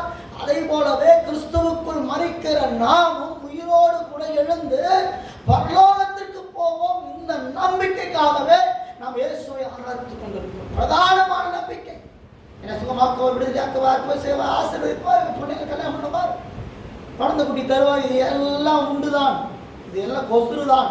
ஆனால் எதற்காக ஆராதிக்க வேண்டும் ஆண்டவரை? இயேசு மரித்து உயிர்த்தெழுந்தது எப்படியோ அதை போலவே இயேசுவுக்குள் மரிக்கிறவர்கள் உயிரோடு எழுந்து பரலோகத்தில் என்றென்றைக்கும் இயேசுவோடு கூட வாழ்வார்கள். இதுதான் நம்பிக்கை. இந்த நம்பிக்கைக்காகத்தான் நம்ம ஆண்டவரை ஆராதிக்கிறோம். இயேசு கிட்ட போன என்ன கிடைக்கும்? நீங்க சொல்ல தெரியணும். இயேசு மரித்து உயிர்த்தெழுந்து அவர் 40 நாள் கழித்து பரலோகத்தில் ஏறி போய் பிதாவின் வலது பக்கத்தில் அமர்ந்து இப்ப இருக்கிறது எப்படி? அதே போலவே நானும் பரலோகத்தில் போய் இயேசுவோடு கூட பிதாவோடு கூட வாழ்வேன். என்றென்றைக்குமாய் வாழ்வேன். இது 1000 வருஷம் மட்டும் கிடையாது. என்றென்றைக்குமாய் ஒரு வாழ்க்கை பிதாவோடு கூட நாங்கள் வாழ்வோம். இதற்காகத்தான் தேவன் நம்மை அழைத்திருக்கிறார்.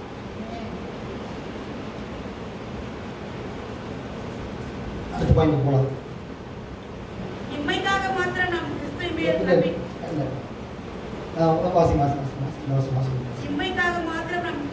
நம்பிக்கை இம்மைக்காக மாத்திரம் நாம் கிறிஸ்துவை மேல் நம்பிக்கை நாம் கிறிஸ்துவின் மேல் நம்பிக்கை உள்ளவர்களாய் இருந்தால் எல்லா மனுஷரை பார்க்கிலும் பரிதபிக்கப்படத்தக்கப்பட்டவர்களாய் இருக்கிறார்கள். ஐயோ பாவம் அப்படின்னு சொல்லுவோமே சிலர் பேர் பார்த்ததை போலத்தான்.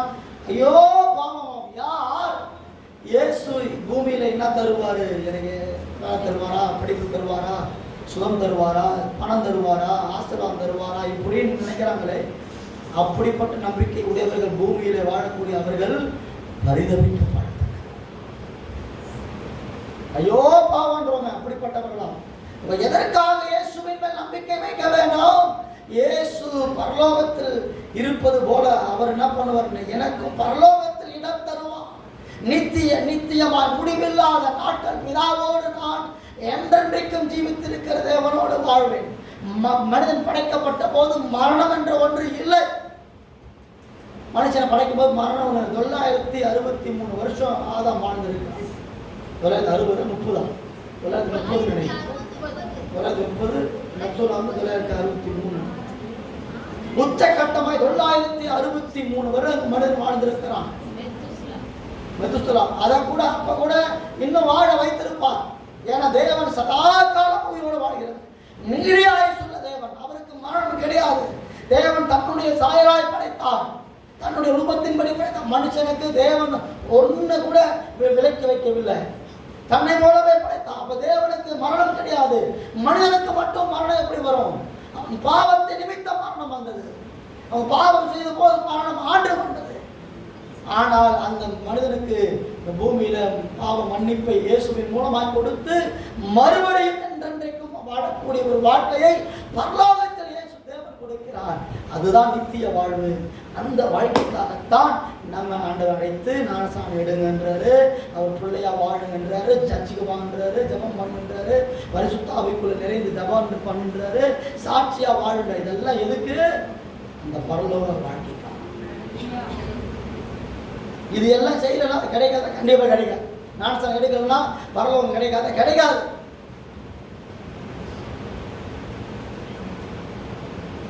பாவம் மன்னிப்பு நான் கேட்டதே இல்லை இயேசுநாதர்கிட்ட. பாவம் நான் நிறைய பாவம் பண்ணிக்கிறேன், இயேசுகிட்ட பாவம் மன்னிப்பே கேட்கல. அப்ப நான் பரலோகம் போக முடியுமா? கிடையாது. நான் கோடி கணக்கில் பணம் வச்சிருக்கிறேன், இந்த பணத்தை கொடுத்தா இயேசுநாதர் பரலோகத்தை இடம் கொடுத்துருவாரா? எரிகிற அக்கினிக்கு தள்ளப்படும். அக்கினியின் கந்தகம் எரிகிற கடலிலே நீ தள்ளப்படுவார். உலகத்துல பெரிய பணக்காரன் ஆகிறானே, பெரிய சினிமா நடிகன் ஆகிறானே, பெரிய ஸ்போர்ட்ஸ்மேன் ஆகிறானே, அவன் நிலை எல்லாம் என்ன? வேதம் சொல்லிடுச்சு, கேட்டுக்கு போகிற வாசல் விரிவா இருக்கிறது, ஜீவனுக்கு போகிற பரலோகத்துக்கு போகிற வாசல் இடுக்கமா இருக்குது. அதுக்கு உட்பட்டவன் தான் இங்க உட்கார்ந்து கொண்டிருக்கோம். வாரந்தோறும் சபை ஆண்டவர் என்ன பண்ணிருக்கலாம்? மாசத்துக்கு ஒரு நாள் சபை வச்சிருக்கலாம், ரொம்ப சந்தோஷமா இருந்திருக்கும். மாசத்துக்கு ஒரு நாள் வந்து ஆண்டவர் பாருங்க, அது 7 நாளை படைச்சு இது 7 நாள் ஒரு சர்க்கிள் ஏற்படுது. 7 நாளுக்கு பிறகு ஞாயிற்றுக்கிழமை வந்த நீ அடுத்த ஞாயிற்றுக்கிழமை வா. ஏன் இது என்ன பண்ணிருக்கலாம்?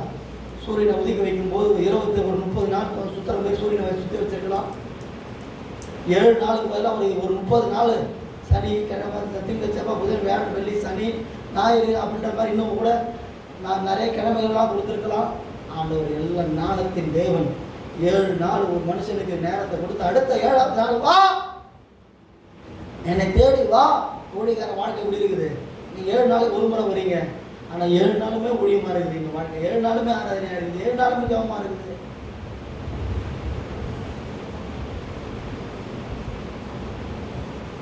இம்மைக்காக மாத்திரம் நாம் இயேசுவின் மேல் நம்பி, பூமிக்குரிய தேவைக்காக மாத்திரம் இயேசுவின் மேல் நம்பிக்கை வைப்போமானால் நாம் பரிதபிக்கப்படத்தக்க மனிதர்களாக இருப்போம். எதன் மேல கண்ணை வைக்கணும்? கொலைசையில் போடப்பட்ட கிறிஸ்து இயேசு இருக்கிற இடத்தில் உள்ள மேலானவைகளை நாடுங்கள். இயேசு இருக்கிற இடத்தில், இயேசு எங்க இருக்க? பரலோகத்தில் இருக்கிறார். அந்த இடத்தில் உள்ள மேலானவைகளை, இந்த பூமியில எனக்கு இயேசு வேணும் ஆண்டவர், இந்த பூமியில எனக்கு வந்து என்னது ஒரு ஆடி கார் வேணும் ஆண்டவர், இந்த இயேசு இந்த பூமியில ஒரு 2 மாடி வீடு வேணும் ஆண்டவரே, இந்த பூமியில ஆண்டவரே ஒரு 10 பவுன் நெக்லஸ் வேணும் ஆண்டவரே. சொல்லுங்க, பூமியில 1 லட்சம் ரூபாய்க்கு புடவை வேணும் ஆண்டவரே. வேதம் சொல்லுது அது எல்லாம் தானா வரும். நீ கர்த்தரை தேடுற பிள்ளையா இருந்தா அவங்களுக்கு தானா 1 பவுன் என்னது 1 லட்சத்துக்கு என்ன பண்ணுவாங்க? துணி வாங்கி கொடுப்பாங்க. என்ன பண்ணுவாங்க? நீ கர்த்தரை தேடுகிற பிள்ளையாய் இருப்பாயானால் உன்னை தேடி வரும். உனக்குள்ள தெய்வ மகிமை இருக்குமானால், நான் சொல்ல காரில் ஒன்று கூப்பிடுவாங்க, அக்கா வாக்கா ஒரு ஜவம் மட்டும் போங்க அப்படின்னு காரில் ஒன்று கூப்பிடுவாங்க. ஏசு இருக்கிற இடத்துல இன்னும் மேலான நன்மை இருக்குது. சொல்லு ஜீவித சொல்லு, என்ன இருக்குது? ஏசு இருக்கிற இடத்துல என்ன இருக்குது? 5 ஸ்டார் ஹோட்டல் மேலே கட்டி வச்சுருப்பாரா ஏசு? சொல்லுங்க, என்ன வச்சுருப்பாரு? பரலோக சொல்கிறேன். ஏதாவது அங்கே வந்து ஏதாவது என்னது ஒரு பெரிய ஸ்க்ரீனில் படங்கள்லாம் போட்டு காட்டிக்கிறாருன்னா விஜய் ஆடுறது அஜித் ஆடுறது காட்டிக்கிறாருன்னா என்ன எசரா? பரலோகத்தில் என்ன இருக்கும்? நல்ல biryani, mutton chicken piece, mutton கறி, என்ன இந்த மாதிரி இருக்கும் பரலோகத்தில்? பரலோகத்தில் போனால் இங்கே நீங்கள் எதிர்பார்ப்பதை விட மேலான ஒரு திரும்பி வரவே ஆசைப்படாத ஒரு இடம். எந்த ஊருக்கு போனாலும் திரும்பி வந்துடும் நம்ம. ஆனால் பரலோகத்துக்கு போனால் அங்கே போனால் திரும்பி வரவே ஆசைப்படாத ஒரு தேவ பிரசன்னம். கொஞ்ச நேரம் தேவ பிரசன்னத்தை உணர்றோம். கொஞ்ச நேரம் எனக்குன்னா அப்படி இருந்துச்சு. ஆராதிக்கும் போது எனக்கு தொண்டை வர பிரச்சனையாக இருந்துச்சு. அவ்வளோ ஒரு எனக்குள்ள எனக்கு கண்ணு திறக்கப்பட்டா தெரிஞ்சிருக்கணும். அவ்வளோ ஆவியானவருடைய பிரசன்னம். நான் இயேசு கண்கள் அந்த அந்த அந்த பரலோக காட்சியை நான் சொல்லும் போதெல்லாம் எனக்கு பரலோகத்தில் இருந்த மாதிரியே இருந்துச்சு. அக்கினி மயமான கண்களை உடையவராய கண்களை காப்பா அப்படியே அந்த அந்த அட்மாஸ்பியர் கூட நான் போயிட்டேன். நான் எத்தனை பேர் உணர்ந்தீங்களோ எனக்கு தெரியல. எத்தனை பேர் தேவ பிரசன்னம். எத்தனை கோடிக்கணக்கான ரூபாய்கள் கொடுத்தாலும் அனுபவிக்க முடியாத தேவ பிரசன்னம். அந்த பிரசன்னம் நம்ம என்னைக்கோ எப்படியோ வார்த்தைக்கு ஒரு நாள் கூடி வரும்போது கொஞ்ச நேரம் உணர்றோம். இல்லைன்னா நல்லா ஆழ்ந்து ஜெபிக்கும் போது கொஞ்ச நேரம் உணர்றோம். ஆனால் 24 மணி நேரமும் இடைவிடாமல் பிதாவின் முகத்தை பார்க்கக்கூடிய சிலாக்கியம் தேவ பிரசனத்தில். ஏசி ரூம் இருந்துட்டு வெளில வந்தா எப்படி இருக்கும்? ஏசி ரூம் இருந்துட்டு வெளில வந்தா எப்படி இருக்கும்? ஏசி ரூம்லேயே இருந்தா எப்படி இருக்கும்? என் பொண்ணை பொறுத்த ஏசி ரூம்லேயே இருந்தா. பரலோகம் அதற்கும் மேல இயேசு இருக்கிற இடத்தில் உள்ள இல்லை நான் இங்கேயே சூப்பராக இருக்குது, இங்கேயே நான் என்ன பண்ணிக்கிறேன், சண்டை கொண்டு உட்காந்துக்கிறேன், இல்லை காரை குழம்பு வச்சு நான் குழம்பு வச்சு கருவாட்டு குழம்பு வச்சு நான் இங்கேயே சாப்பிட்டுக்கிறேன் ஆண்டவரே. அப்படி யாராவது இருக்கீங்களா என்ன? சொல்லுங்க, இருக்கீங்களா என்ன? இந்த வெளிநாடு போனவங்கெல்லாம் இங்கே வந்து இருக்கிறதுக்கு பிடிக்காது. என்ன மௌனி? நம்ம இருக்கிறதுக்கு மௌனியை காணுங்க. என்ன மௌனி? வெளிநாடு போய் அங்கெல்லாம் வாழ்ந்தவங்களுக்கு இங்கே வந்து வாழ்றதுக்கு பிடிக்க ரொம்ப கஷ்டம். ஆனால் பரலோகத்துக்கு போனால் திரும்பி வர விரும்பாத ஒரு இடம் பரலோகம். அந்த இடத்தில் உள்ள அந்த தேவ பிரசன்னத்தை, தேவனோடு இருக்கிற உறவை நீங்க என்ன பண்ணுங்க. 29 மேலும் மரித்தோர் உயிர்த்தெழாவிட்டால் மரித்தவர்களுக்காக ஞானஸ்நானம் எடுக்கிறவர்கள் என்ன செய்வார்கள்? மரித்தவர்களுக்காக ஏன் ஞானஸ்நானம் பெறுகிறார்கள்? இது இருக்குது. இது இந்து வழிபாட்டில் இருக்குது. இது இந்து வழிபாட்டில் இப்பயும் ஃபாலோ பண்றாங்க. அது ஒரு சடங்காக வச்சுக்கிறாங்க. என்ன சொல்லுங்க பாப்போம். ஞானஸ்நானம் யார் எடுக்கிறாங்க? சங்கீதஸ்தான் பதில் சொல்லு. இல்லைன்னா வந்து யார் சொல்லுவாங்க? அது கிடையாது. நீங்க சொன்னது கிடையாது. தண்ணியில போய் அந்த வசனத்தை மறுபடியும் சரணையை சொல்லி திதி கொடுக்குறாங்க.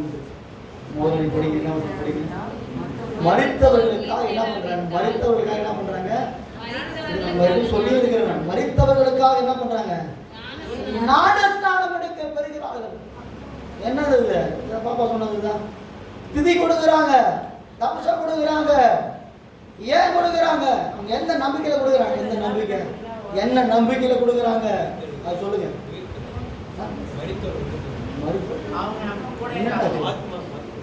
நம்பி சொல்றான். ஆத்மா சாந்தி அடையிறதுக்காக சொல்லுங்க. நல்லா தெரிஞ்சுங்க போய் சொல்லுங்க. ஏன்னா நிறைய தெரியும் இந்துக்களுடைய நம்பிக்கை என்ன சொல்லுங்க. 5 சொல்லுங்க. அவங்க திரும்பி வருவாங்களா? எந்த நம்பிக்கையில அதை எடுக்கிறாங்க. அங்கே போய் நாங்கள் தவசம் கொடுத்தா என்ன நடக்கும்?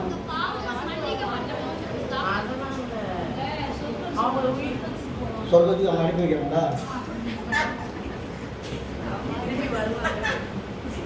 தெரிஞ்சு என்ன சொல்லுங்க. இவங்க சொல்லுங்க, சித்தரை சொல்லுங்க.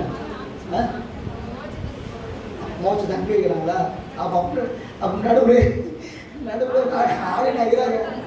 இல்லை அது ஒரு நம்பிக்கை இருக்குது. இல்லை ஏதோ ஒரு நம்பிக்கையில் என்ன பண்ணுறாங்க? செத்தவங்களுக்காக ஞானஸ்நானம். நான் என்ன நினைக்கிறேன், ஒருவேளை அவங்க ஞானஸ்நானம் எடுக்காமல் போயிட்டு உங்களுக்கு. அதனால இவங்க ஞானஸ்நானம் எடுத்து அதை சரி பண்ணுறாங்கன்னு தெரியல. ஏதோ ஒன்று பண்ணுறாங்க. ஒருவேளை அவங்க ஆத்மாவை தம்பி சொன்ன மாதிரி அவங்க ஆத்மாவை சாந்தி அடையிறதுக்காக அரைக்குறையாக செத்துட்டாங்க. என்னை எதுவும் குறை வச்சிடாது, எனக்கு எதுவும் பிரச்சனை பண்ணிடாத கூட்டுக்காரரு. நீ இப்போ அங்கே போய் நான் இங்கே ரோட்டில் கீழே தலையாத, வீட்டுக்கிட்ட வந்து எனக்கு தொல்லை கொடுக்காத. நீ அதனால என்ன பண்ணு, நீ அங்கேயே இருந்தாசா இங்கே வந்துடாத, வந்து இடத்துக்கு தடுத்திடாத. அப்படின்னு சொல்லிட்டு அப்பப்பா நீ அங்கேயே இறங்கி வந்து அதுன்னு சொல்லி அவங்க கொடுக்குறாங்க நினைக்கிறேன்.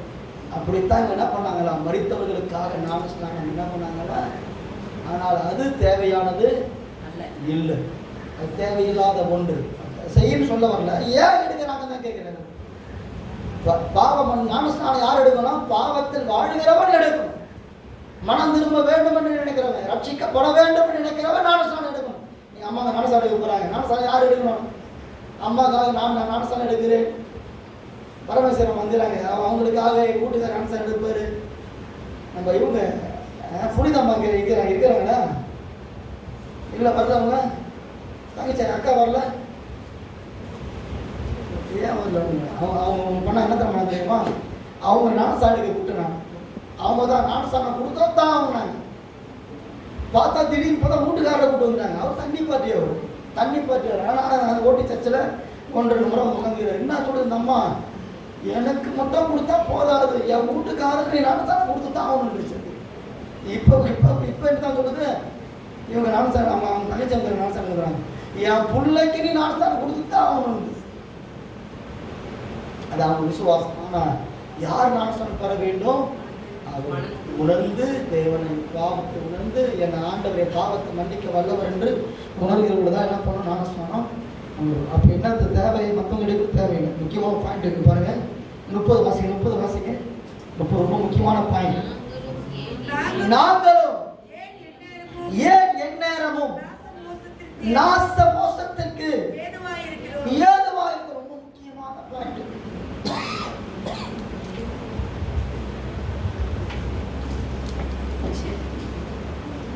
எத்தனை பேர் உட்காந்து திடீர்னு தெரியல என்ன?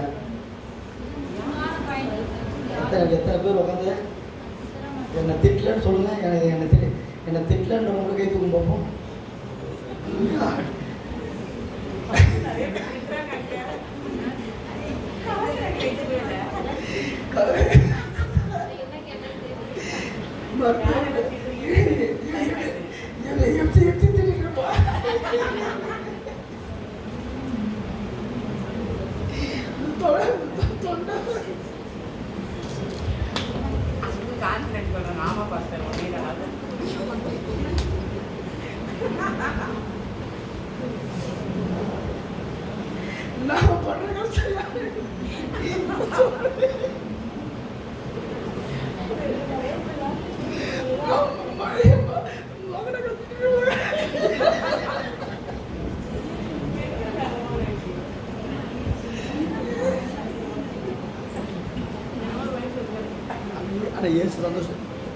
இயேசு சந்தோஷப்படுறாரு.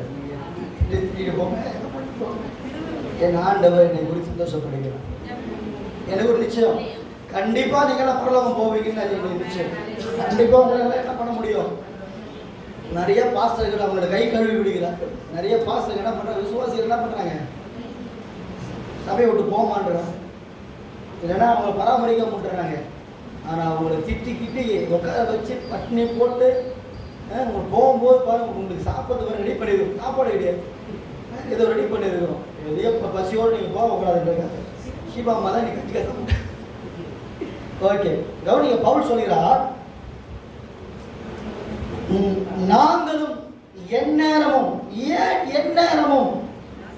நாச மோசத்திற்கு எதுவாகிறோம். என்ன பிரச்சனை? பவுல் ஊழியர்களை அப்போஸ்தலர்களை போகிற இடங்களில் எல்லாம் வேதனைப்படுத்துகிறாங்க, அடிக்கிறாங்க. பவுலை 5 முறை 39 அடிகளை 5 முறை வாங்கியிருக்கிறார். 39 × 5 போட்டு பாருங்க. இயேசு ஒரு முறை தான் அடிக்கப்பட்டார். பவுல் போன இடங்களில் எல்லாம் அடிக்கப்பட்டார். நிர்வாணம், குளிர், பசி, பட்டினி, கள்ள சகோதரர்களால் பிரச்சனை, துஷ்ட மனிதர்களால் பிரச்சனை, பிரதாதிகளால் பிரச்சனை, ரோமர்களால் பிரச்சனை, யூதர்களால் பிரச்சனை, போகிற இடங்களில் எல்லாம் பிரச்சனை. ஏன் அவருக்கு பிரச்சனை? ஏன் அவர் சொல்றாரு? ஏன் நாங்க இவ்வளவு வேதனைப்படுகிறோம் தெரியுமா? செத்து போனவர், இயேசு செத்து போனவர் என்று சொன்னால் பிரச்சனையே இல்லை. இயேசு செத்து போனார் என்று சொன்னால் அப்போஸ்தலர் 25:19 போகிற இடங்களில் எல்லாம் அவங்க என்ன சொல்றாங்க? இயேசுவை உயிருள்ளவராய் சொல்லுகிறார். உயிருள்ளவர் நான் சொல்றேன், கவனிங்க, இயேசு உயிரோடு இருக்கிறார் சொன்னாங்க. மற்ற சிலை வழிபாடுகள் அடிக்கப்படுகிறது. ஆனா அதெல்லாம் கீழே தள்ளப்படுது. இயேசு உயிருள்ளவர். வாசிங்க. தங்களுடைய மார்க்கத்தை குறித்தும் வாசிங்க. மரித்து போன இயேசு என்னும் ஒருவன் உயிரோடு இருக்கிறான் மரித்து போன இயேசு என்னும் ஒருவன் உயிரோடு இருக்கிறான் உயிரோடு இருக்கிறான் என்று பவுல் சாதித்ததை பவுல் சாதிக்கிறார். நல்லா கவனிங்க, பவுல் சாதிக்கிறார். இயேசு என்னவா மரித்து அவன் பிரஜாதி சொல்லுகிறான். சொல்றான், செத்து போன இயேசுன்னு ஒரு ஆள் இருக்காங்க, அந்த ஆளை போய் உயிரோடு இருக்கிறாங்க அப்படின்னு சொல்லி சாதிக்கிறாங்க. பவுல் சாதித்தார். போகிற இடங்களில் எல்லாம் அவர் எதைத்தான் பேசியிருக்கிறார்? உயிரோடு இயேசு உயிரோடு இருக்கிறார் அப்படி சொல்லும் போது அவன் வணங்குகிற வழிபாடுகிறது எல்லாம் அடிபடுது. அவன் வைத்திருக்கிறது எல்லாம் சிலையாக இருக்கிறது, படமாக இருக்கிறது, உருவமாக இருக்கிறது. இங்கு ஒருவர் உயிருள்ள தேவன் இருக்கிறார். உயிருள்ள தெய்வம் என்று சொல்லும் போது உயிருள்ளவர் அங்கே வெளிப்பட்டு கிரியை செய்கிறார். அவன் தெய்வங்கள் அங்கே கிரியை செய்ய முடியல, வியாதியை குணமாக்க முடியல, பிசாசுகளை துரத்த முடியல, பாவத்திலும் சாபத்திலும் வாழ்கிற மக்களை அவர்களால் ஒன்றும் பண்ண முடியல. ஆனால் இங்கே உயிருள்ள ஒரு தெய்வத்தை அறிவிக்கிற பவன் போய் சொல்லும் போது அந்த ஜனங்கள் விடுதலையாக்கப்படுகிறார். மந்திரவாதி வந்து மண்டியிடுகிறான். அந்த பூசாரிங்க, பூசாரின்னு போட்டு பைபிள்ல பூசாரி, நம்ம ஊர் பூசாரின்னு சொல்லுவோம் இல்லையா, கோயில் பூசாரிங்க வந்து என்ன பண்றாங்க? இவங்களை தேவர்கள் என்று சொல்கிறார்கள். பூசாரி இருக்கிறவன் சொல்றான் இவங்க தான் தேவன். அப்ப உயிருள்ள தேவனை அறிவிக்கிற இவர்கள் என்ன பண்றாங்க? அற்புதங்கள் மூலமா இயேசுவை நிரூபித்து காட்டுகிறார்கள். அதன் நிமித்தம் அவர்களுடைய பிழைப்பு அற்று போகிறது. விக்கிரகத்தின் மகத்துவம் அற்று போகுது. குறி சொல்லுகிற தொழில் அற்று போகுது. அதன் நிமித்தம் இவர்களுக்கு போகிற இடங்களில் எல்லாம் பிரச்சனைகள், பாடுகள், உபத்திரவம், அடிக்கப்படுகிறார்கள். சொல்றாங்க இயேசு செத்து போனவரால் சொன்ன பிரச்சனையே கிடையாது, அவர் உயிர் உள்ளவர் என்று சொல்லுகிறோம். அது நிமித்தம் அவர்களுடைய வழிபாடு. அவர் எபேசு பட்டணத்திற்கு போகிறார். பவுல் போய் சொல்றாரு, சொல்லுங்க அந்த அத்தேனே நினைக்கிறாங்க, அத்தேனே பட்டணத்துல சொல்லுங்க நடக்கிறது என்ன? அந்த சில விக்கிரகம் என்ன எபேசு நினைக்கிறது, அது என்ன மற்ற போகிறது, அதன் மகத்துவம் அழிந்து போகிறது. இயேசு உயிருள்ளவராய், இயேசு உயிரோடு இருக்கிறான் என்று அவங்க பேசும்போது அது எல்லாம் அங்கே அடிபடுது. மந்திரவாதி அவனுடைய தொழில் அற்று போகுது, விக்கிரக ஆராதனை அற்று போகுது, குறி செல்கிற தொழில் அற்று போகுது. ஏன் மருத்துவத்துறை கூட அற்று போகும். இயேசு உயிரோடு இருக்கிறாருன்னா எங்க வருவாங்க? சுகமாக வேண்டியவங்க, விடுதலையாக வேண்டியவங்க வருவாங்க. ஹாஸ்பிட்டல் போக மாட்டாங்க, சட்டை தேடி ஓடி வருவாங்க, இயேசுவை தேடி ஓடி வருவாங்க, ஜெபிக்கிறவனை தேடி ஓடி வருவாங்க.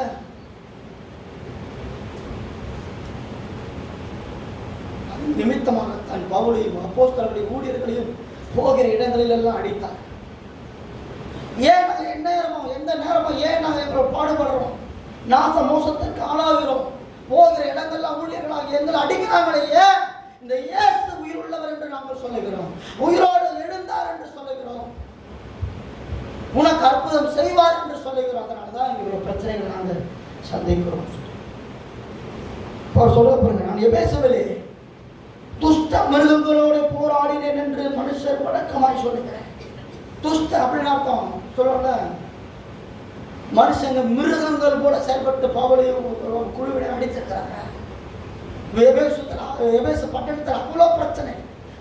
மிருகங்களோடு போராடினேன், துஷ்ட மிருகங்களோடு. மனுஷங்க எப்படி பிரச்சனை கொடுத்துருக்காங்க? பவுலுக்கு கூட இருந்தவங்களுக்கும் அவ்வளோ பிரச்சனைகளை கொடுத்துருக்காங்க.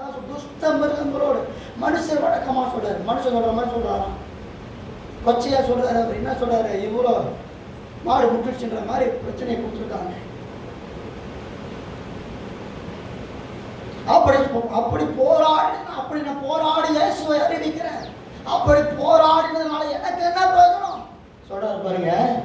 மரித்தோர் உயிர்த்தெழாவிட்டால் முடியும், மரித்தோர் உயிர்த்தெழாவிட்டால் புசிப்போம் குடிப்போம் நாளைக்கு சாவோம் என்று சொல்லலாம்.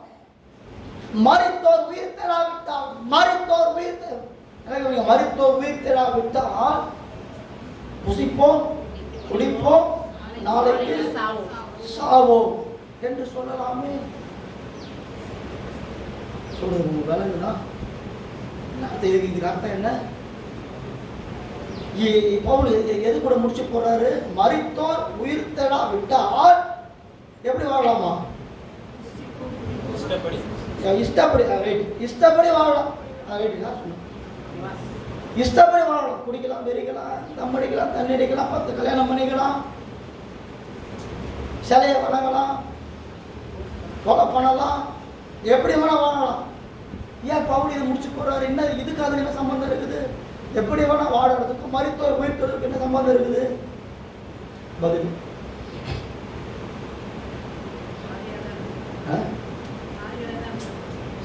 நல்ல கவனிங்க. பூமியில் வாழும்போது தான் தப்பு பண்ணக்கூடாது. பூமியில் வாழும்போது தான் என்ன பண்ணக்கூடாது? தண்ணி கூடாது, அம்மடிக்கூடாது, விபச்சாரம் பண்ணக்கூடாது, திருடக்கூடாது, கர்த்தரை தேடணும், இதெல்லாம் பண்ணணும். மருத்துவ உயிர் தேட பிறகு என்ன சம்பந்தம் இருக்குது சொல்லுங்க? செத்து போய் எழுந்த பிறகு என்ன வேலை, என்ன சம்பந்தம் இருக்குது? அதுக்கும் இஷ்டம் போல வாழ்வதும் இஷ்டம் இல்லை ஒரு ஒழுங்கின்படி வாழ்வது தான். ஒழுங்கின்படி வாழ்வது ஒழுங்கிலா ஒரு வாழ்க்கை. ஏன் பவுல் இதை முடிச்சு போடுற நேரத்துல மரித்தோர் உயிர் தேடாவிட்டால் எப்படி வேணா வாழலாமே. ஆனா மரித்தோர் உயிரோடு கூட இருக்கிறதுனால இப்படித்தான் வாழ வேண்டும் என்ற ஒழுங்கு இருக்குது. ஏன் என்ன காரணம்? மரித்தோர் உயிர் தேடு ஏன் நடக்குது? எதுக்காக நடக்குது? நியாயத்திற்கு. மனிதன் மரிப்பதும் மனிதன் மரிப்பதும் பின்பு நியாயத்தீர்ப்படைவதும் மனுஷனுக்கு நியமிக்கப்பட்டிருக்கிறது. மரித்தோர் உயிர் தழுது வெளிப்படுத்தும் அந்த வசனத்தை வாசிங்க. மரித்தோர் சிறியோரும் பெரியோரும் ஆகிய 21 நினைக்கிறேன். எடுத்து வாசிங்க. சிறியோர் பெரியோர் யாரும் என்ன பண்றாங்க? தேவனுடைய சிங்காசனத்திற்கு முன்பாக நிற்க கண்டேன்.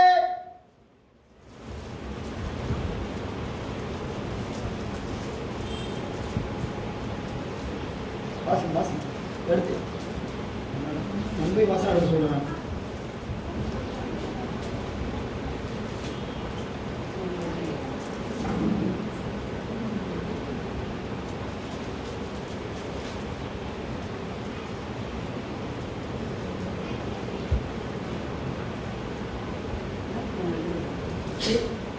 வெள்ளை சிங்காசனம். சரி, அப்படி சொல்லி எடுத்து எடுங்க.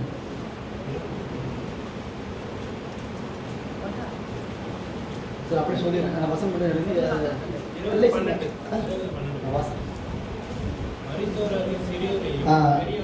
20 பக்கம் தம்பி.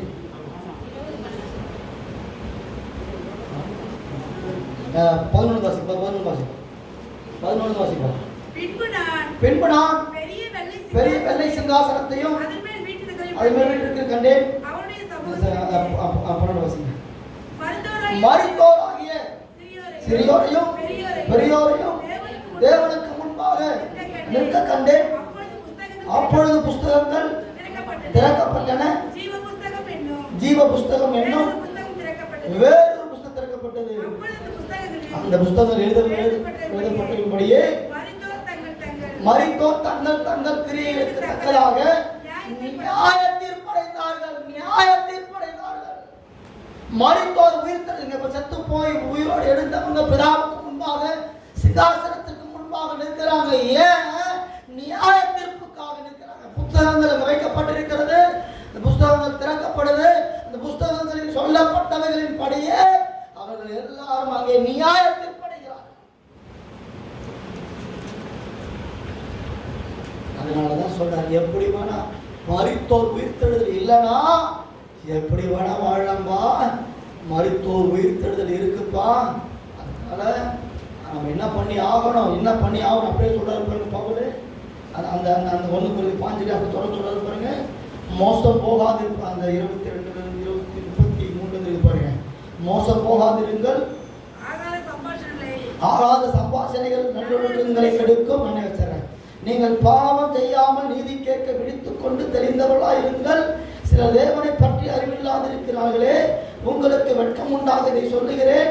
ஆகிலும் மரித்தோர் சரி இப்படிதான் உங்களுக்கு என்ன சொல்றது? ஆகாத சம்பாஷணம் வேணாம், மோசம் போகாதீங்க, பாவம் செய்யாம நீதி கேட்க விழித்துக் கொண்டு தெளிந்தவர்களாக இருங்க. தேவனை பற்றிய அறிவை நீங்கள் என்ன பண்ணுங்க, கொண்டிருங்க. சொல்லுங்க விளங்குதா உங்களுக்கு? சொல்லுங்க. முதல் பாயிண்ட் சொல்லுங்க. கிறிஸ்து மரித்தோர் உயிர்த்தெழாவிட்டால். ஃபர்ஸ்ட் பாயிண்ட் சொல்லுங்க. இயேசு மரித்தோர் உயிர்த்தெழாவிட்டால் சொல்லுங்க. சொல்லுங்க. மரித்தோர் உயிர்த்தெழாவிட்டால் ஃபர்ஸ்ட் பாயிண்ட். இல்லைன்னா என்னன்னு சொல்லுங்க. கிறிஸ்து எழுந்திருக்கவில்லை. இரண்டாவது பாயிண்ட். மரித்தோர் உயிர்த்தெழாவிட்டால் ஆன்சர் சொல்லுங்க. அடுத்த பாயிண்ட். எங்கள் பிரசங்கம் வேஸ்ட். எங்கள் பிரசங்கம் வேஸ்ட். உங்கள் விசுவாசமோ வேஸ்ட். நாலாவது பாயிண்ட். 4 பிரசங்கம் வேஸ்ட், விசுவாசம் வேஸ்ட். பொய் சாட்சி சொல்லுகிறவங்களா ஊழியக்காரங்க என்ன பண்றாங்க? கிறிஸ்து மரித்தோரை எழாவிட்டால் பொய் சாட்சி சொல்லுகிறவங்களா இருப்பாங்க. அடுத்தது இயேசு உயிரோடு எழாவிட்டால் நம்ம என்னவா இருப்போம்? நம்ம பாவத்தில் வாழ்ந்து கொண்டு இருப்போம். இயேசு மரித்தோரை எழாவிட்டால் நம்ம கெட்டு போயிருப்போம். மரணம் பரலோக நம்பிக்கை இல்லாமல் இருப்போம். அடுத்தது மருத்துவருக்கான ஞானஸ்நானம் பெறாங்க, அது தேவையில்லாது. அடுத்தது 8 நாங்களும் என்ன பண்றோம்? எந்நேரம் நாங்கள் அடிக்கப்படுகிறோம், சாகடிக்கப்படுகிறோம். 9 விட்டால் எப்படி வேணா வாழலாம், புசிப்போம் குடிப்போம் என்று இப்படி வேணாம். எல்லையிலேயே முடிச்சோம்.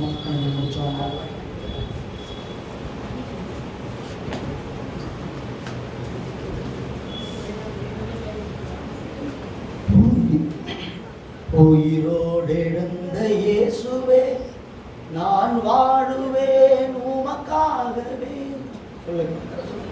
உயிரோடு எழுந்த இயேசுவே நான் வாழுவேன் உமக்காகவே. நீர் ஒருவரே ஆண்டவர், நீர் ஒருவரே இரட்சகர், நீர் ஒருவரே ஆண்டவர், நீர் ஒருவரே இரட்சகர்.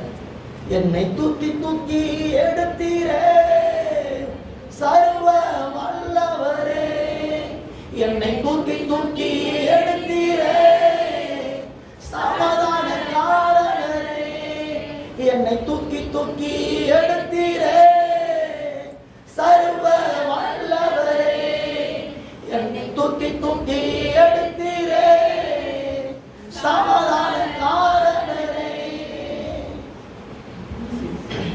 உயிரோடு இந்த இயேசுவே படிச்சு சொல்லுங்க. உயிரோடு இந்த இயேசுவே நான் வாழுவேன் உமக்காகவே. உயிரோடு இந்த இயேசுவே நான் வாழுவேன் உமக்காகவே.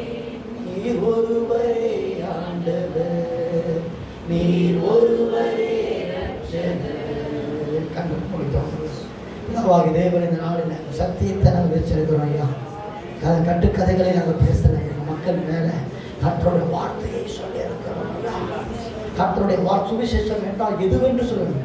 இயேசுவானவர் நமது பாவங்களுக்காக மரித்து அடக்கம் பண்ணப்பட்டு 3ஆம் நாள் உயிர் தெழுந்து அநேகருக்கு தரிசனமானார். எங்களுக்கும் தரிசனமாவார், எங்களுக்கும் தரிசனமாவார், எங்களுக்கும் தரிசனமாவார். இதுதான் நம்பிக்கை. அநேகருக்கு அன்றைக்கு தரிசனமானது மாத்திரமல்ல, இயேசு நமக்கும் தரிசனமாவார், நமக்கும் காட்சி கொடுப்பார். மகனை நாம் மரியாள் காத்து கிடந்ததை போல அவரை நாம் எடுத்துக் கொள்ள வேண்டும் என்று காத்திருக்கிறவர்களுக்கு தன்னை வெளிப்படுத்துவார். மாவூருக்கு போனாங்க. ஏன் போனாங்க? கர்த்தருடைய வேலையாய் தாய் போயிருப்பாங்க. கர்த்தருடைய வேலையை செய்யும்படி போகிறவர்களுக்கு ஆண்டவர் வெளிப்பாட்டை தருவார். உயிர்த்தெழுந்த இயேசு வெளிப்படுவார். சும்மா போயிருந்த போல ஏமாவூருக்கு அவங்க சும்மா போயிருந்த இயேசு ஏன் அவங்க வெளிப்படலாம்? சொல்ல யார் யாருக்கு வெளிப்பட்டார் என்று யோசித்து பாருங்க. மகதலேனா மரியாள் காத்து கிடந்தான், வெளிப்பட்டார். பேதுரு யோவான் ஓடி வந்து பார்த்தாங்க, அவர்களுக்கு வெளிப்படுகிறார். மேலறையில் கூடி ஜெபித்துக் கொண்டிருந்தவர் சீஷர்களுக்கு வெளிப்பட்டார். மீன் பிடிக்கத்தான் அவங்க போனாங்க. பின்வாங்கி போனவங்க மீன் பிடிக்க போனாங்க. ஆனால் அவர்களுக்கும் இயேசு வெளிப்பட்டான். அழைப்பை விட்டு பின்விட்டு போனவங்க தான். ஆனால் அவர்கள் மேல் ஒரு அழைப்பு இருந்தது. ஆகையால் ஆண்டவர் அவர்களுக்கு வெளிப்பட்டான். அவங்க மேல் அழைப்பு இருக்குமானால், ஒருவேளை நீங்க கர்த்தரை விட்டு பின் தூரம் போயிருந்தாலும் கூட ஆண்டவர் உங்களுக்கு தரிசனம் ஆவார்.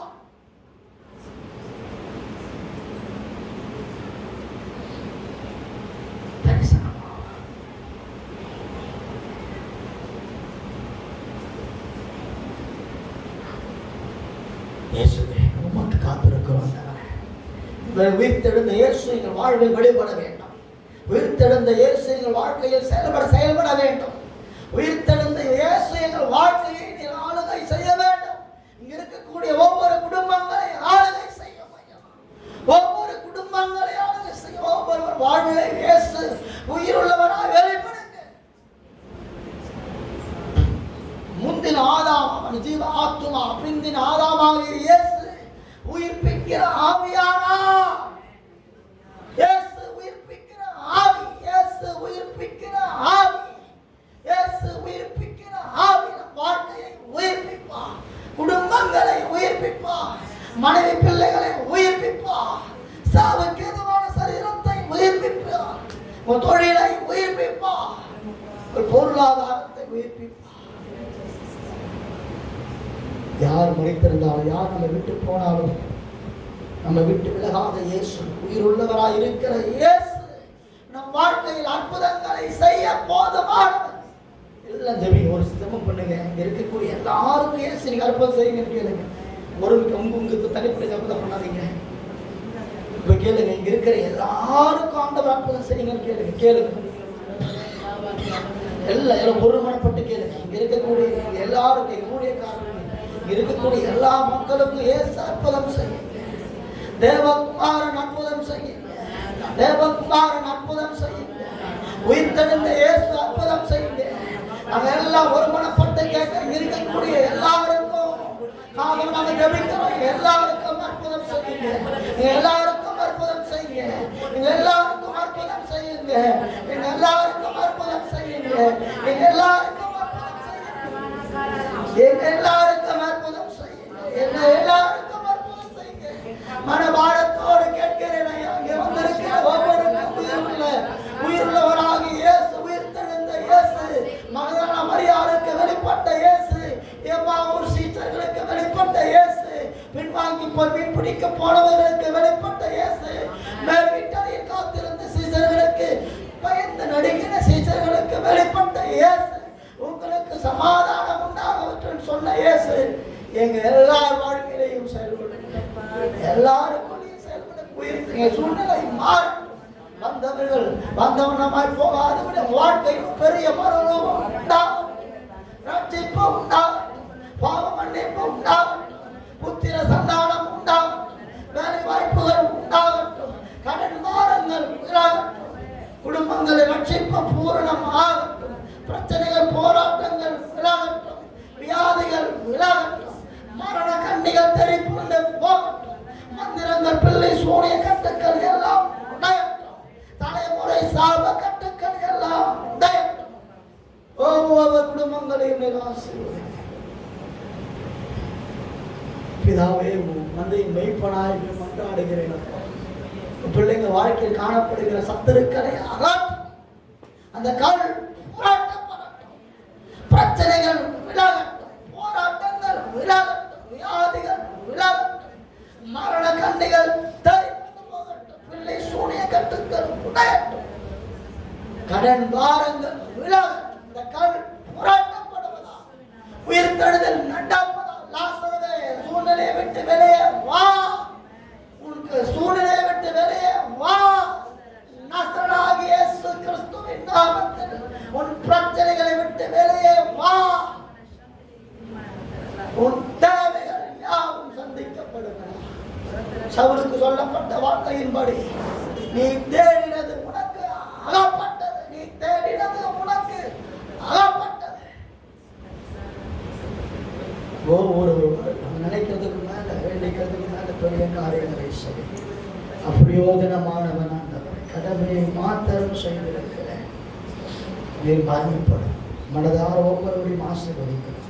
இயேசு கிறிஸ்துவின் நாமத்தை நன்றி சொல்லி ஜெபிக்கிறோம்.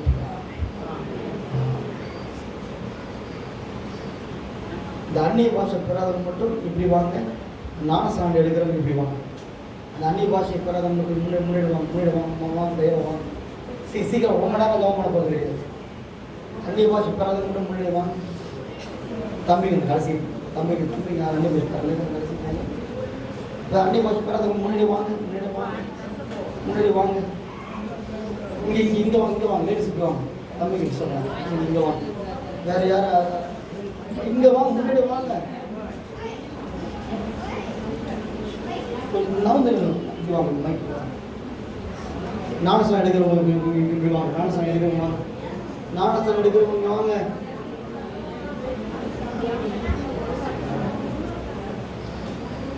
நாடசம் எடுக்கிறவங்க வாங்க வாங்க. இது வந்து நீங்கள் ஜோம் பண்ணுங்க. ஜபிக்கிறவங்க முன்னாடி ஜோம் பண்ணுங்க. அவங்க பின்னாடி அப்படி இல்லைங்க. நாடசம் அப்படி சொல்லுங்க. ஆமாம் நாடசம் எடுக்கிறவங்க இங்கே வாங்க. நான் சொல்கிறது காதில் வாங்குங்க.